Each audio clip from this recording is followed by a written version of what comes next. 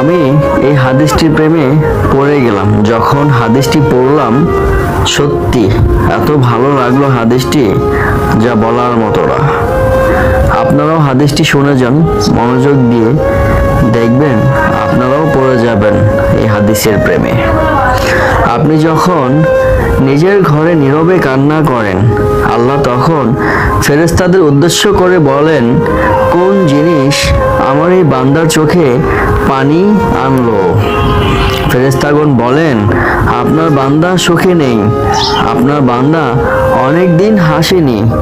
এই বলে ফেরেশতাগণ কান্না করতে থাকেন এবং আল্লাহকে বলেন, হে আমার রব, আপনি জানেন আপনার এই বান্দার হৃদয়ে কি রয়েছে, অতএব আপনি তার জন্য সব কিছু সহজ করে দিন।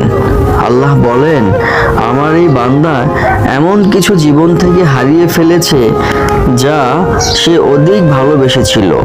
অতএব আল্লাহ বলেন, আমি শপথ করছি, আমার বান্দা যা তার জীবন থেকে হারিয়েছে এর চেয়ে উত্তম জিনিস তাকে এনে দিব, যা দেখে দুনিয়া ও আখিরাতের সবাই বিস্মিত হবে। সুবহানাল্লাহ।